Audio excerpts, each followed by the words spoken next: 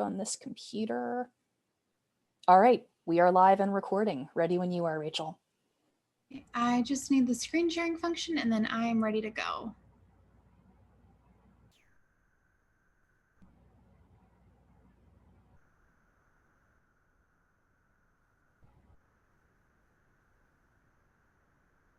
Sorry, I muted myself. Saying multiple participants can share simultaneously. Are you able to now? Yes. Yep. Cool. All right, take it away. Okay.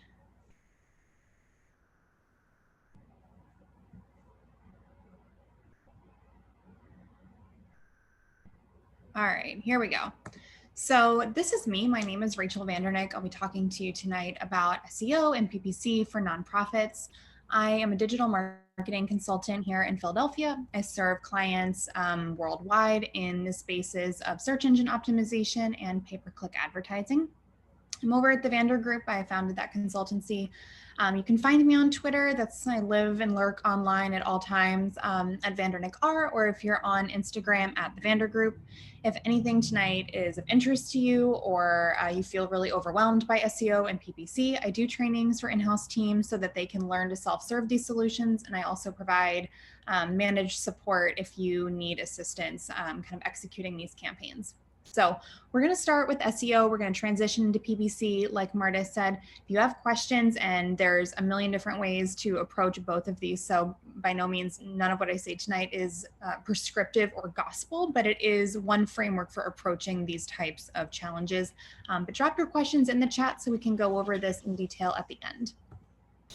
So there are a couple of ways to think about SEO, and it really breaks down to local and like regional, national. And so we're going to start with local first. And this is really about focusing your keywords around local search. And so I'm sure many of you have heard things like keyword research and long tail keywords and that kind of stuff. So when we think about local search, these are really keywords that are like the thing that you do, the topic that you talk about, and the location that you're in. And so if you are, the Philadelphia Museum of Art, for example, you would potentially target terms like art museums in Philly. And there's a number of different ways to do that in your content. And there's a number of different ways to build strategy and infrastructure around that. But really what it boils down to is optimizing your content and utilizing the local pack features. So this is going to be things like Google My Business, really optimizing for local meaningful link building. So things like if you are a Philadelphia-based nonprofit, link building is a way that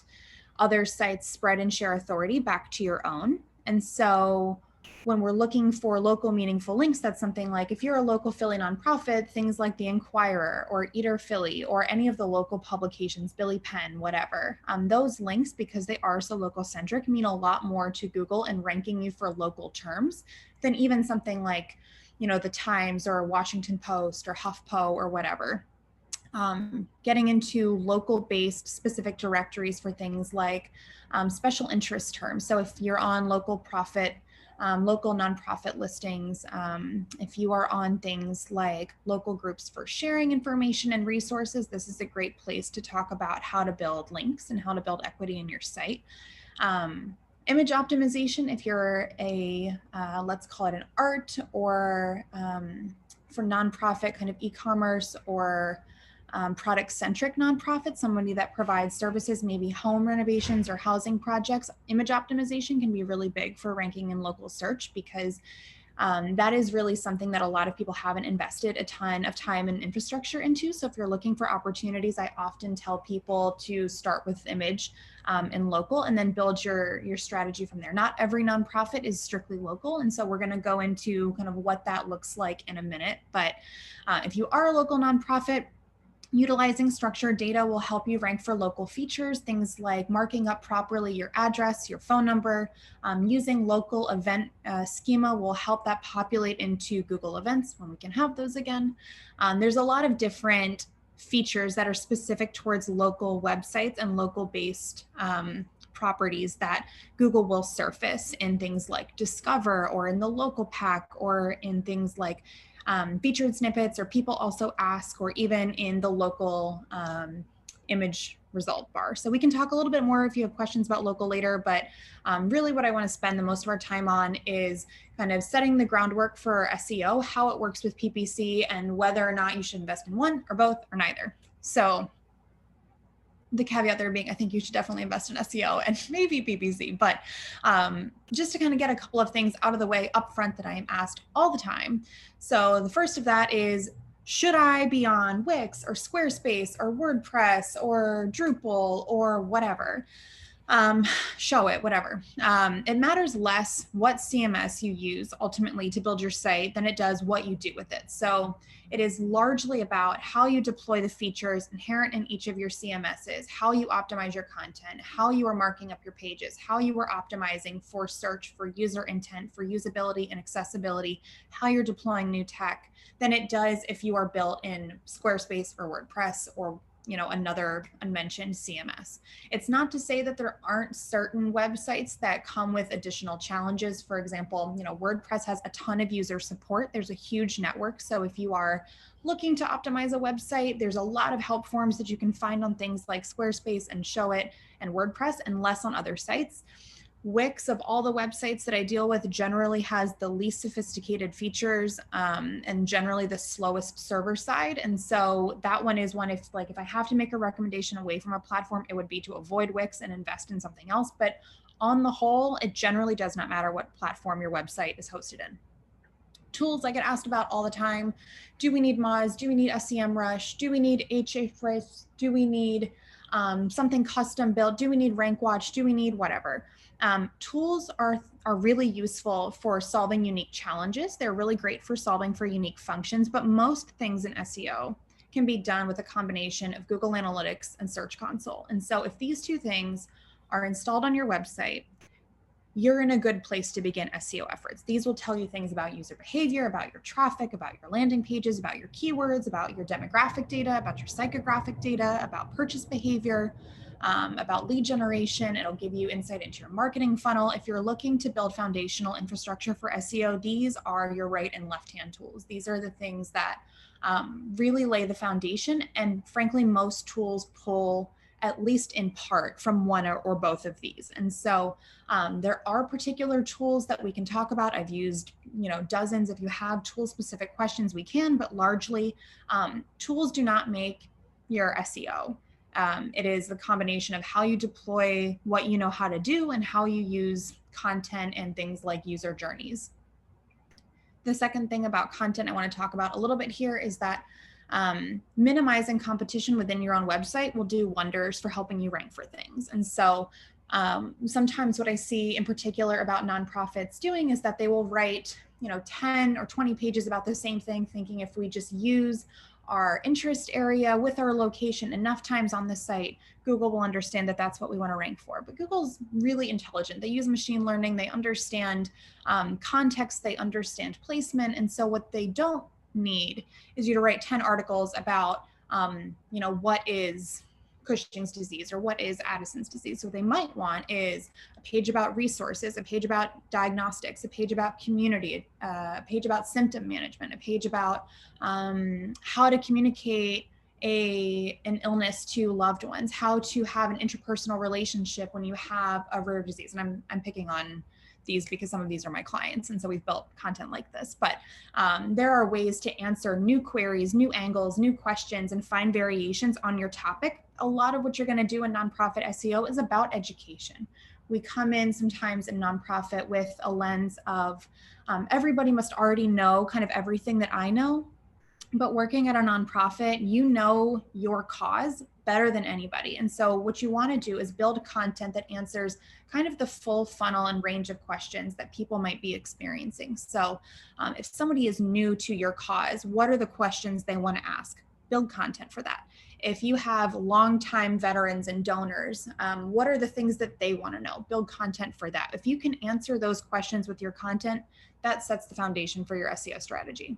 And generally, SEO is something where there are always new tools, there's always new tech, but really what I want to impress upon you is that if you use the general framework that Google has administered and you do things like properly deploy schema and markup to your website and you build with accessibility in mind, you're going to solve more problems than any kind of new sexy tool will. And you're not going to damage your site with things like, bogging down load times or weighing down your page with bloat and really slowing it down with a bunch of widgets or plugins. It's really important as Google becomes more and more accessible and focuses more on accessibility to deploy things like markup. If you are in any kind of nonprofit that serves anybody who would need assisted device tech or like screen readers or like voice assisted search devices, and we're talking less like Siri and Alexa here and more like if they have a visual impairment that requires an audio reader of the screen, your markup will allow those communities to use your website, and Google puts a lot of stock in that and properly captioning your videos and that kind of thing. A website that is quick and accessible to a large community of people in Google's eyes is a good website. And so generally these are things that I get asked a lot, so I want to cover up front. Now we'll get into a little bit more about like what is SEO content and how do we build content around some of those things. So where I want to start with this is that you need to nail the basics, like advanced SEO and things like, crawling your server logs and doing your bot testing and like doing advanced link building and full funnel content marketing. If you can't do the basics well, if your pages are missing meaningful metadata, if they do not have sufficient content for Google or users to understand what your site is about, if they are cannibalizing each other, if your pages are loading really, really slowly, if your images don't render, if you have broken links and broken pages and outdated content that hasn't been updated in a year or 2 years or 3 years, there is no amount of like new SEO tech that can fix those problems. And so much of my client work right now is in helping clients nail the basics. There are so many people that have advocated for new tech and SEO advancement that this really meaningful thing that Google said to get right, people have ignored. And so we can talk a little bit more in the Q&A about what those basics are and how you should address them or in what order or what is most important. But really, as much as like I want to be an advocate for SEO and really invest team and time and infrastructure and money and budget into this, like SEO is something that you can do reasonably well with a reasonably small budget if you do the basics better than anybody else.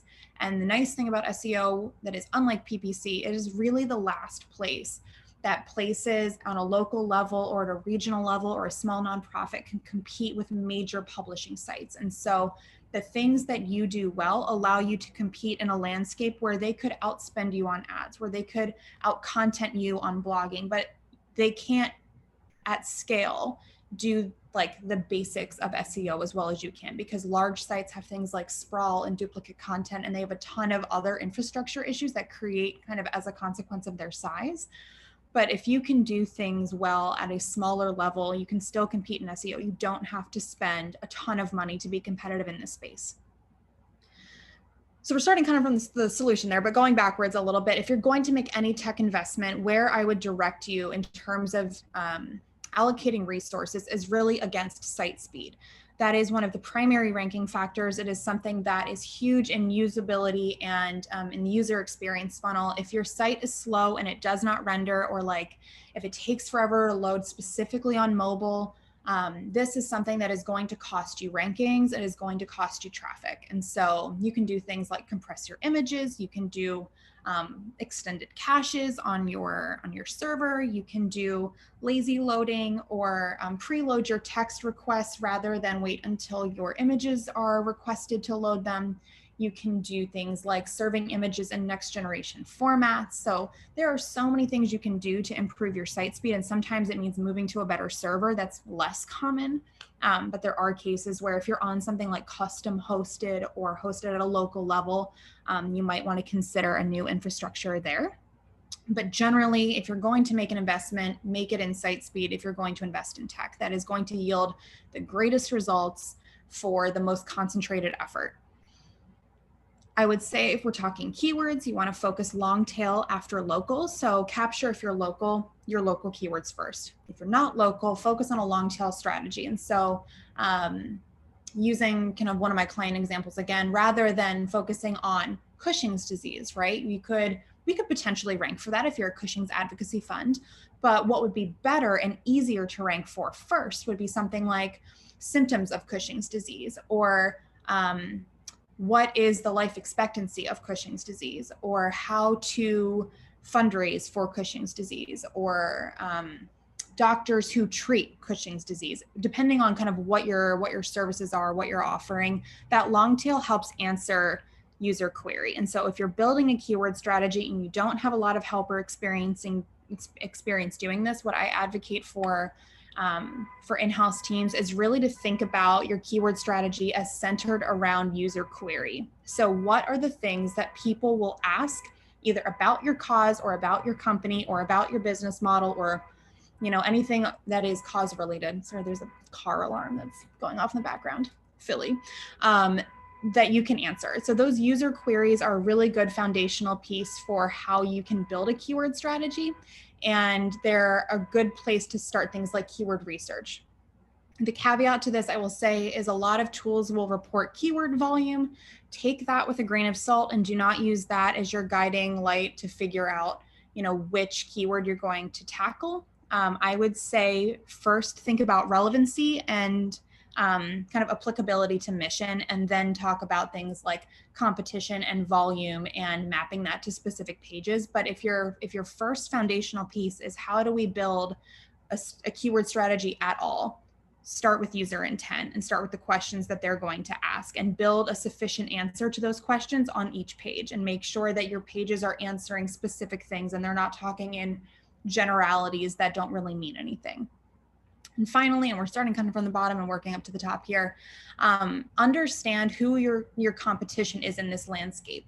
And so who your competition is in search may not be your competition in business. It may not be your competition in fundraising. A lot of nonprofits compete in search with publishers. They compete with your local papers. They compete with oftentimes national arms of advocacy of the causes that they are actively engaged with. And so this may mean you have to do a little bit of education with your CEO or your president or your C-suite leadership or your board about why you're writing content that your parent organization has, or why you're writing content about, this. Well, if people come to our website, they already know what this is, right? Like they must, if they're searching for Cushing's disease, they must already know what it is. That's not true. You can't assume that kind of knowledge base. You can't assume that everyone has the same kind of foundational understanding of like how national organizations are structured and where your seed content is, and like that you should have started 3 sites ago in order to get to your website. So this piece is really where I see a lot of nonprofits get tripped up, because it is really about changing the understanding and the frame of reference for competition. Your competition in SEO is who Google would rank instead of you, not who you're in the same space in. And so that's, I think, an important distinction to make, because your CEO and your donor and like kind of fundraising person and your board are probably not thinking about it in that way. But it's important to reframe that competition and really take a pragmatic look about what competition looks like. So I want to give you guys this metadata cheat sheet. This is something that if you need to go through and rewrite all of your metadata, if you don't have a great site structure, this is something that will help you do it. And it's formulaic. You can do this pretty easily. Metadata is important because when you go to Google and you type something in, that is what you see in the SERP, in that search engine result page. That is all straight metadata. And so the link you see at the top that you click on, that's your title tag. The 1 or 2 sentences below that, that's your meta description. And so metadata is super important. It is something that is like, this is the basic of the basics. And so many sites don't get this right, because what'll happen is Google, if it doesn't like what you've written, will scrape your site and pull something arbitrary into your meta descriptions. And that is really a problem, not so much from a ranking position, but more so from a click-through rate. It really impacts things like whether a user views your site and that result is credible, whether they're willing to waste their time on a click or not. Your title tag is really the first thing that Google can learn about a website and its web pages. And so if this is not optimized, if this doesn't have brand, if there's no keywords, if it's one word, it's not descriptive at all, there's no kind of intent behind it, Google's not going to rank it. It doesn't think that that's valuable information. In the same way, if your meta description is blank, if it's auto or randomly generated, if it's incomplete, if there's a bunch of errors in it, if it's cutting off, if there's no keywords, if there's no calls to action, users don't have a compelling reason to click through and to do something with that information. So here's your cheat sheet, take it, implement it, write better metadata. So we're going to go through PPC and Google Grants because this is really applicable to nonprofits. I manage a bunch of these accounts. So there are a couple of things I want to go over, but generally I want you to think about PPC as your A+ backup. This is something that a lot of organizations, when they get a Google grant, will rely on first and foremost. This is your like, oh, well, we got a Google grant, so it must be we're saved. This is your backup option. If Google changes the rules, if they take away your grant, if you have missteps or mismanage your account and you lose the funding of your Google grant, or your account gets suspended, or if Google changes the rules or your organization no longer renews the budget line for PPC, that marketing channel falls off. And so it is so important to treat PPC as your backup option, as good as it is, a backup option, and not your primary acquisition channel for web. That's really in your SEO kind of house. That is your free click, your always there owned marketing channel, and paid operates within Google's ecosystem. And so you're bound by their rules. It's not an owned channel. And so that being said, Google grants are a really great option for the nonprofits that qualify. So a bunch of you probably already have Google grants. Some of you may have heard of them. Some of you may be applying for them. So generally, this is what you need to know. You need a valid charity status, and most of the 501s are eligible. There are a couple of others that are exceptional, but generally your 501c3s are almost green lighted unless you fall into the excluded categories. Your website needs to pass an initial Google checkup, and this is like, does it go to the destination that it says? Is it registered to the organization that they said it was? Is it fast? Can we use it? Can we crawl it? Is it indexable? If those things are true, you generally pass. There's a pre-qualification process that involves submitting your IRS paperwork, your charity status paperwork, verifying that you know kind of what you're doing, and going through a kind of like a training course about how to set up ads, how to write ads. Everybody that goes through the Google grant process is required to complete it, even if you're an admin on another account. If you're the first person to set it up at your organization, you'll still have to go through this. And then on an ongoing basis, there are standards for things like click-through rates, conversion rates, quality scores, the number of ads per campaigns, the number of keywords per ad group. So you have to meet those or they can take your grant away. And generally, there are a couple of things that are not allowed in this particular grant structure. If you're a school, if you're a hospital, a university, if you're a government organization or entity, or anything involving like medicine, telemedicine, even if you're a nonprofit medical group or a nonprofit university or school or whatever, you'll be excluded. And things like competitor targeting and single keyword ad groups can disqualify your account. So this is just good to know if you're going after a Google grant. That's free money. And when your organization loses its eligibility, it's nearly impossible to get it back. So it's important to stay within these parameters. But if you have a Google grant or you're building ground up PPC, and I know we're flying here just so we have enough time to go through a Q&A, but there are a couple of things to think about when you're building paid search. A lot of this is just about PPC is a great way to capture your high value and high competition keywords. SEO, if you think about like a marathon, your PPC is your sprint. So your PPC is going to be really great for things like keywords that you can't rank for yet, or things that are really specific and really niche that maybe you don't have a great organic strategy for. That might mean an increased cost per click. That might mean you have increased overall cost, but things like your high intent and high value keywords are really a great option for PPC, because you don't want to waste budget on stuff that isn't going to convert, whether that is filling out a lead or sending an email, picking up the phone and calling. You can build paid campaigns around all of these things. You want to avoid low intent and overly generic keywords, SKAGs too, the single keyword ad groups. They're A, not allowed, and B, in Google grants anyway. And then they add to account sprawl, where you end up with a ton of ads that are competing with each other and keywords that are competing with each other, and it creates a mess. I generally don't advise implementing AdWords Express. It takes a lot of the control out of your hands and puts it into Google's.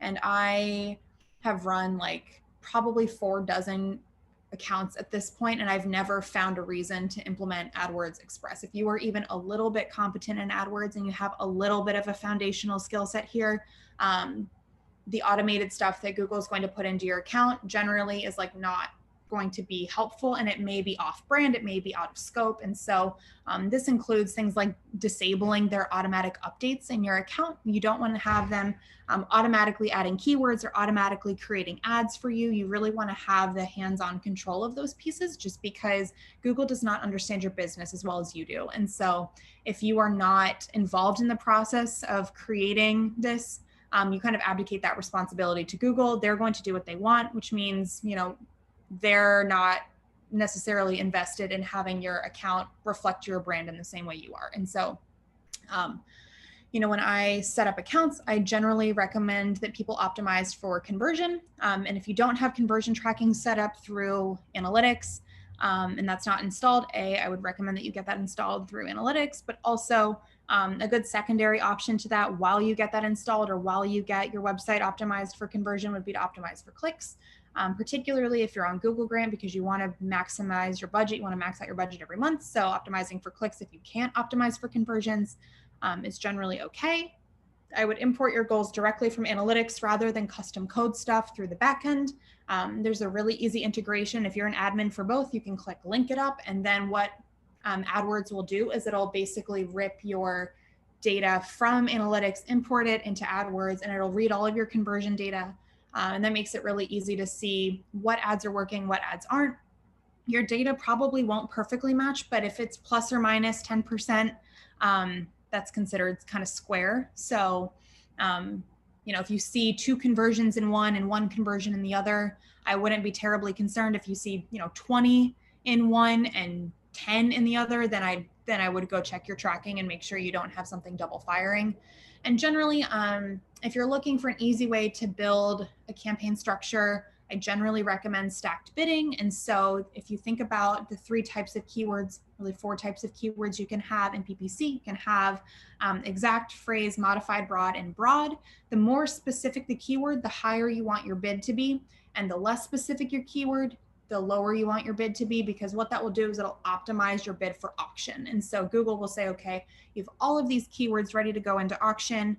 How relevant are you? What's your bid structure like? How much are you willing to pay for this click? And if you have your bases covered, no matter who you're in competition with, if like you don't want to be bidding as much as the person who's got some like random broad keyword that isn't a great match for the query and be bidding, top dollar on that, what you want is basically to be able to go toe to toe with every variation that another organization is going to be bidding on. Because as a nonprofit, you may be bidding, depending on your keywords, with for-profit companies. You may be bidding with people that are looking for kind of the same keywords you are, that have more budget to spend. And so it's important to optimize and make your spend efficient where you can. So stack bidding helps you do that. So we flew at 1,000 miles an hour. Marta, I'm going to turn it back over to you so that we can talk through a lot of the questions. I think we have about 20 minutes, but anything you want to ask about SEO or PPC or structures or recommendations, I'm all ears. Fabulous. Thanks, Rachel. We have a couple of questions here in the chat box. We have our first question is about for image optimization for local organizations. Do you mean including local landmarks in imagery and or including imagery that really shows what you do? So depends on your nonprofit, but you could do either or both. If you are, let's say, a parks and rec organization, or you're a community preservation organization, I certainly think that there is a case to be made for local landmark optimization. If you are, somebody that's attached to like the Park Service, that's going to be harder to compete with, right? They're going to own things like the Liberty Bell, but what you might be able to compete on is like the like Fairmount Park or the conservancies that are around the city to protect like public land. I would absolutely optimize for that. The flip side to that is I would definitely, the images that you put on your website to help sell your product or help sell your service offerings, if you have community volunteers for your organization and you have photos of them doing their work, if you have destination-based services, if you do like I'm just making up nonprofits here, but if you just like have like water filtration systems and you install those and community systems, like I would optimize for those types of terminologies, because what will happen is when people search these terms, right, like depending on what it is, Google can surface images and text results for any given query. And so it gives you an additional chance to rank when you're deploying things like alt text, or when you're writing your like image-based ad copy or doing your compressions. Like there is an opportunity to serve Google additional data that says, hey, we're really good at this. Hey, this is what we service. So a lot of what you'll hear tonight is it depends, and then like 10,000 qualifiers, but you can do both. You can do either. It really depends on the nature of your organization. If you're like just in Philly and you're not a location-based or like park or landmark based organization, I wouldn't just like start optimizing for like Philadelphia landmarks unless it's relevant to your business. Thank you. Someone asked a clarifying question on top of image optimization. They had said, is this for using the alt text for images? So it is about using alt text. It's also about using annotated video text or alternative video text. So one of the things that we haven't talked about tonight, because SEO is a monster, is YouTube and Pinterest SEO. So if you are somebody that has a bunch of videos on your site, you can optimize that for search, and Google can pull in those YouTube clips and your pins for ranking just like it were a web page result. If you are some organization that is really visually centric, Pinterest SEO is a great way to compete in that space, because whereas things like Facebook or Twitter can drive traffic for 24 to 48 hours, pins have a lifeblood of years. And so if you're talking image optimization, I think it's hard to talk about that just in the realm of alt text, although that is super, super important for like things like Google search. But in terms of overall image or video optimization, and really about not only that but accessibility as well, YouTube optimization and Pinterest optimization are really, really key players for that. Thanks for that. One question that's rising for me, and please, friends, put questions in the chat so that we have some things to talk about with Rachel. But one thing that rises for me is privacy. And you mentioned earlier that there is a way to grant Google the ability to kind of connect with the backend so that it can crawl and read a lot of the things on the website. I can definitely sense that that might cause uncertainty or discomfort for people that really care about privacy. Can you talk about, is there anything that we need to worry about? Like, are we relinquishing anything that we don't want to relinquish if we make those connections with things like Google Grants or its software for AdWords? Right. So this is a loaded question. So yes and no.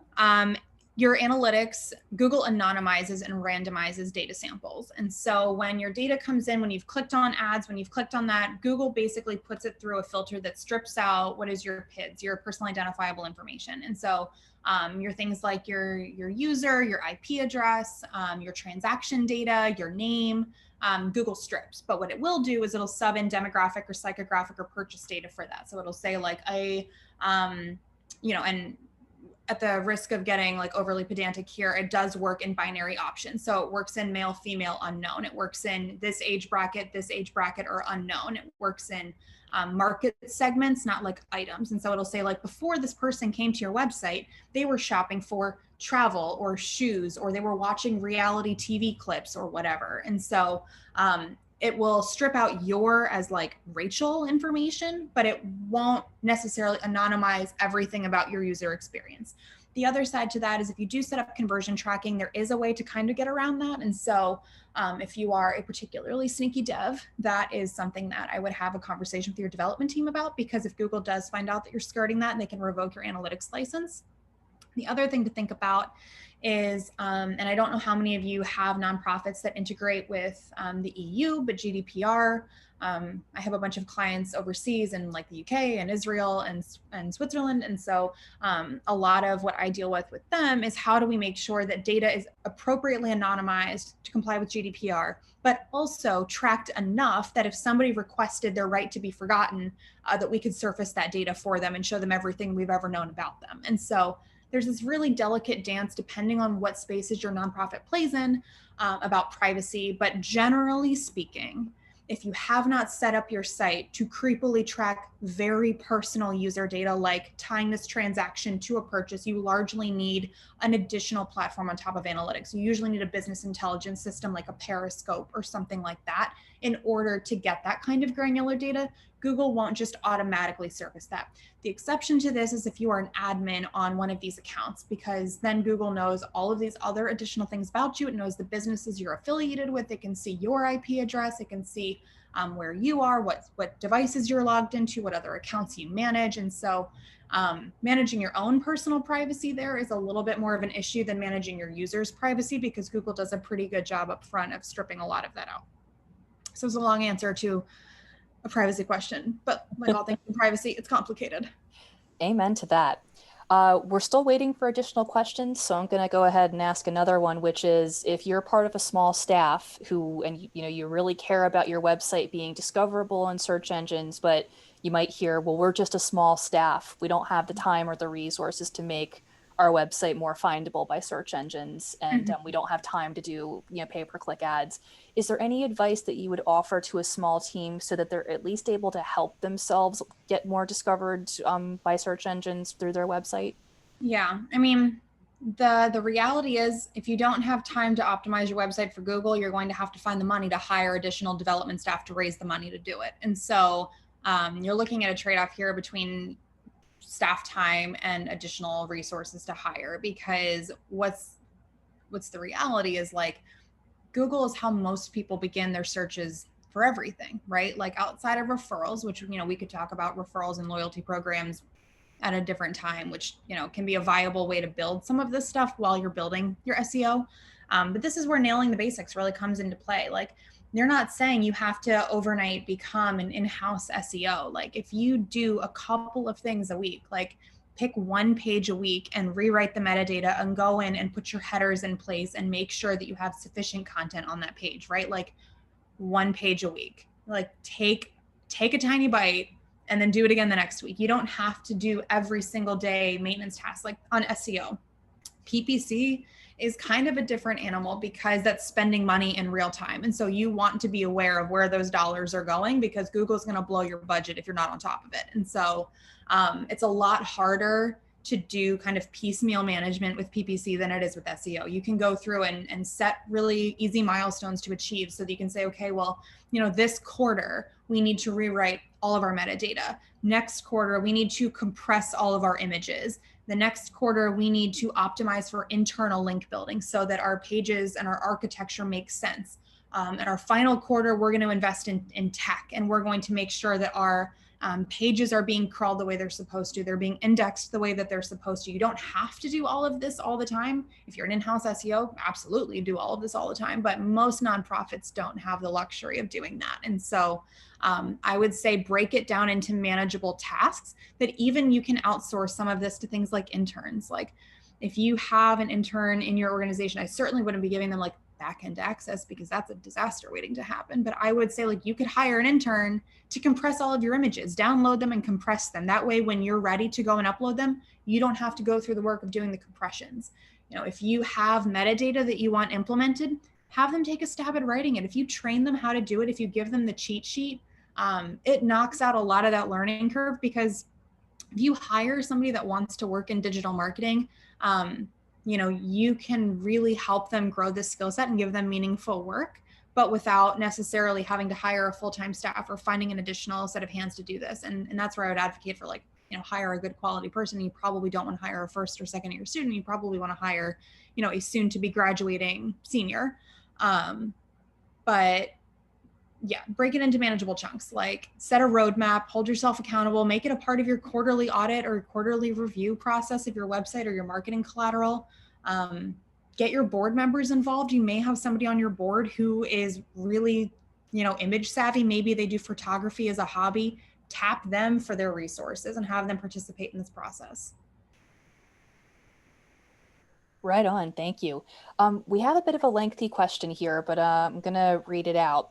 I work with the Central Texas LGBTQ+ Youth Center, Out Youth, and run their statewide program, Texas Gender and Sexuality Alliance Network. Right on. So I'm thinking about SEO for the two separate websites, I should say. Although the Venn diagram overlap of who we want to be able to find us is huge. Out Youth offers counseling, support groups, and a drop-in center for youth, plus support groups for trans adults. That's really awesome. Texas GSA Network is designed to help students in Texas start and sustain gender and sexuality alliance clubs in schools throughout the state. Do you have any quick tips or tricks to allow each site to shine in search results? So, and this is relevant for a lot of us because if we have, if we were part of like a medical system, even though that's not quite eligible for Google, or in my situation, I work for a Quaker organization, and there are lots of Quaker meetings in churches that use a program that we offer called Quaker Cloud, and they're all trying to shine as well. So I'm definitely interested in hearing advice would you have for quick tips and tricks to allow each site to shine when it comes to search results? So definitely the Central Texas LGBTQ plus Youth Center, the Out Youth, that I would say is a great candidate for local search. So really making that site optimized for local keywords and then trying to deconflict this Alliance Network site instead. So having your national terms, your branded terms, your how to find a partner in terms be really geared towards that site, and having your kind of target market youth terms focused towards this youth center. Part of that is just creating two different keyword strategies and building content to support that. And I probably wouldn't put this Alliance Network as a candidate for local search, just because they serve a really broad area as a statewide network, and that's not generally great for local. But this other one, absolutely set up a Google My Business profile and optimize it. Fill out all your services, all your hours, put your images in there. Copy all your stuff that you're posting from Facebook and drop it into there as posts that you've got content generating. You can really make big strides there. If you have organizations that you've partnered with, you can have them do things like write reviews for this Alliance Network site and then use review schema to surface that. Google likes additional features that it can show. But I would start with a keyword strategy that says we're going to deconflict this, and I would really focus this one on local, and this other one, think about it being like regional and statewide terms instead. None of that is inherently quick because you have to build content that supports all of that, but Google My Business is pretty straightforward in setting up and getting optimized. It doesn't take a ton of time. So that's where I would start that. Awesome. And I'll definitely give a 2 thumbs up for Google My Business. It's really easy to set up. I think you go to google.com/business to get started. Chances are good that there may actually already be a listing of your organization on Google, and you can say, I'd like to claim this page, and that process is pretty easy too. The only other, it's not really a question, but it was a comment, and I'd be curious, Rachel, to hear what your thoughts are on this. There's an unfortunate nonprofit mentioned in the chat that went into probation for their Google grants, and then they lost their grant as a result a couple of years ago. If you're somebody who's at risk of possibly losing their Google grant, or they have lost their Google grant, are there things they can do to get it back, or is it pretty much you lose it, you lose it? So when you're on probation, Google will tell you the things that you're in non-compliance for, whether it's ads or quality or whatever. It'll flag that. So part of that is just making sure you've got your notifications set up so that the person who is supposed to be managing it truly is and is aware that this is happening, because what they will do is they'll set a timer. And if your request expires, it's expired. You can go through an appeals process. It is a headache.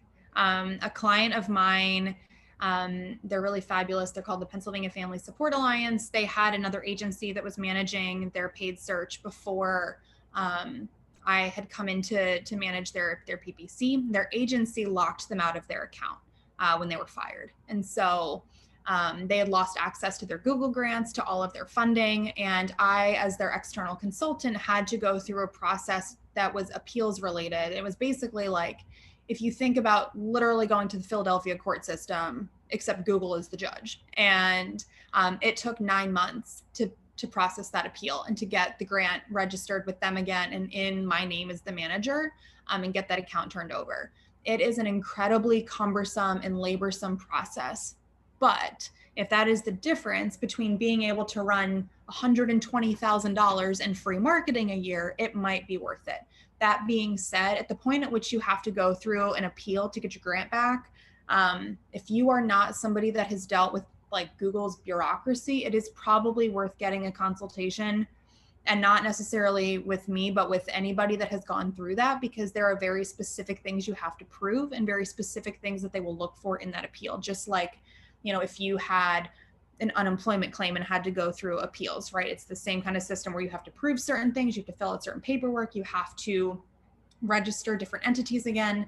And basically you have to provide a plan if you lost it for non-compliance for how you will be only ever compliant moving forward, which for people that this is not their full-time job is kind of hard to navigate. And so I think this is certainly worth getting a second opinion on. It's not to say that you can't get it back. It's just that this is not something like your appeal will probably get denied. My philosophy with Google is be so annoying that they would rather do what you want than keep dealing with you. And that's not like great business advice. That's not like how I would run your regular nonprofit, but with Google, like if you've already lost it, there's nothing else they can do to you. Like AdWords is not connected to SEO. And so like being super annoying and up their like space about it in order to get your grant back, like it only serves your purpose.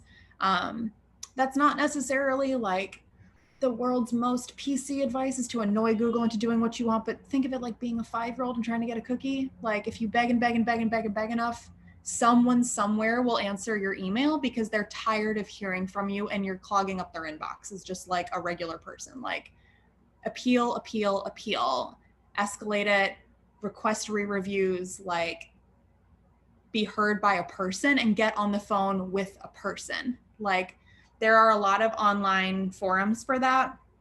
And they'll say like, submit a contact request here, get on the phone with somebody, because if you can explain what happened, if you can justify like how this happened, you can advance your appeal a little bit faster. And by talking to a person, that humanization of a problem helps get you a solution. Thank you. I'm gonna, at this point, since we're at 6:58 and we want to be respectful of folks' time, if you have additional questions, please send them to Rachel. We had somebody ask, my predecessor set up Google Grants. How do we find out if we've been kicked out or are still active? That might be a pretty specific question, so you can loop in Rachel. She might be able to give you some tips. I'll also suggest that anytime you're entering into a contract with somebody, make sure you have an exit strategy. Mm-hmm. So if you decide there's budget cuts and you have to go for a cheaper alternative, just making sure that the person that you've contracted with is aware that they need to turn over the keys to the car before they check out. Whether it's your Google Grants, your Canva account, your graphic design, if someone else is doing social media, like I do with different clients, definitely make sure that that exit strategy is established so that you don't miss out on things that are really important. I'm going to really quick share my screen so that we can have a friendly reminder about how to stay in touch with us. Okay, so as I mentioned earlier, we are on Facebook. That's the best way to find out what we're going to be doing next. As I mentioned, I am going to be stepping down from Nonprofit Nerds in February 2021. So if you are interested in becoming an organizer for Nonprofit Nerds, contacting me through our Facebook group is going to be a great way to do that, as is staying in touch via email. So our email address is nonprofitnerds@gmail.com. Our Facebook group is facebook.com/groups/nonprofitnerdsphilly, all one word. And these are our Twitter accounts. So there's my name, Marta Russick, all one word. There's RFC Info, which is the Regional Foundation Center. And then there's nonprofit_nerds under that. And that's all they wrote. Rachel, thank you so much for taking time out of your busy schedule. I know that everybody is online right now and you are probably in high demand. So we really appreciate you taking this time to educate our wonderful group about the things that you do and how they can help themselves. Our next event is to be determined, but as soon as that information is available, I will share it on the Facebook group page first. And I also try to send out a message to people who have attended our most recent events so that they know about it first, since they are more likely to attend. Oh, we got lots of action in the chat. So that's it's just me dropping replies. If you have questions, you can reach me at rachel@thevandergroup.com. I'm on Twitter. I lurk on the internet almost 24 hours a day in like a way excessive way, but I'm at VandernickR. So if I didn't get to your question tonight, if you have follow-ups, that's the best way to get in touch with me is on Twitter or email. Or, you can send stuff directly to Marta and I'll get it funneled to me. Absolutely. And as we mentioned earlier, we are going to be sharing the recording of this presentation with you along with the slides. But otherwise, thank you so much, Rachel. Thank you to Caitlin Seifritz, the wonderful head of Regional Foundation Center. And thank you to all of you. I know that we're going through some really extraordinary times, but being here with us tonight makes us all feel really good that you care and that you want to make your nonprofit experience better. That's a beautiful thing. So thank you all. Have a good night, and we'll see you on Facebook. Bye-bye.